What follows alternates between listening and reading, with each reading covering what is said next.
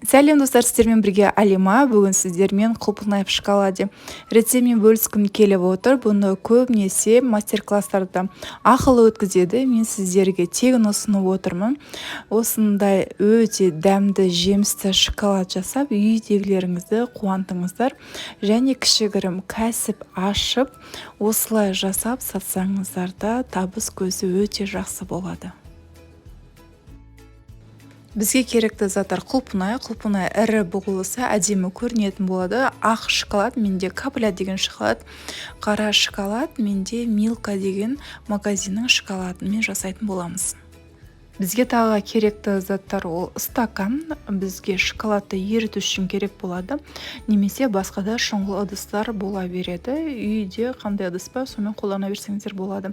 И шпажка керек болады. Шпажканың менде үлкені, осының ортасынан бір рет бөлетін боламын. Сіздерде жоқ болса, кәдімгідей үйдің тіс шығушымен қолдана берсеңіздер болады. Пакетінде барлық түрі болады. Үй жағдайында жасалатын болса, немесе пакет қолданбай қойсаңыздар да болады.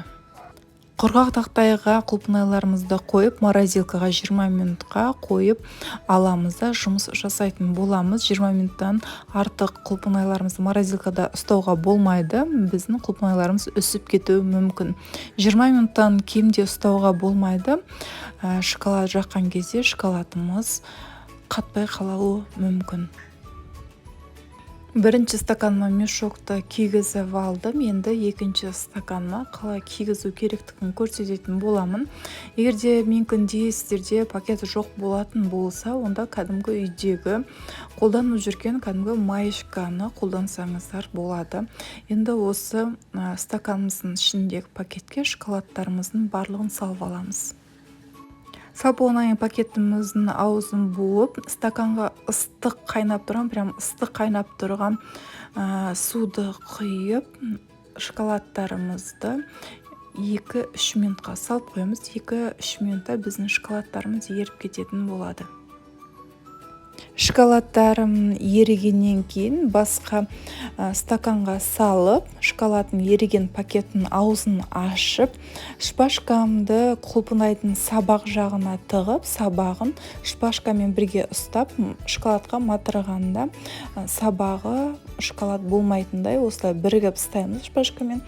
Содан кейін матырып шоколадқа алғаннан кейін осылай 1-2 минут тік ұстап тұрсаңыздар, сіздің шоколадтарыңыз, матырып алған шоколадтарыңыз бірден қатып қалатын болады. Себебі біздің құлпынайымыз мұздай болып тұрғаннан кейін біздің шоколадымыз бірден қатып қалатын болады.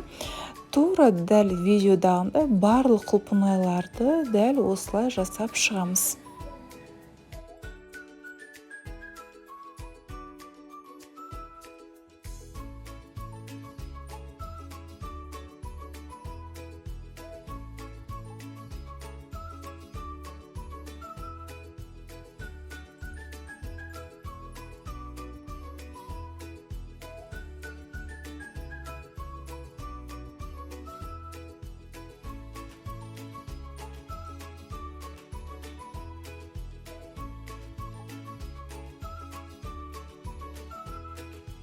Құлпынай шоколадты жасап алдық. Қалған шоколадымыз қатыңқырады, себебі мұздай құлпынай салғандықтан біздің шоколадтарымыз қатыңқырайтын болады. Сол себептен басқа стаканға қайнап тұрған кипятокты құйып, қайтадан шоколадтарымызды 1-2 минутқа салып аламыз. 1-2 минут салғаннан кейін біздің шоколадтарымыз еритін болады. Ерігеннен кейін барып, біз құлпынайды шоколадтарымызды әрлейтін боламыз. Сіздер өз қалауларыңызбен әрлесеңіздер болады. Дәл менікінде әрлеуге де болады, басқаша әрлеуге де болады.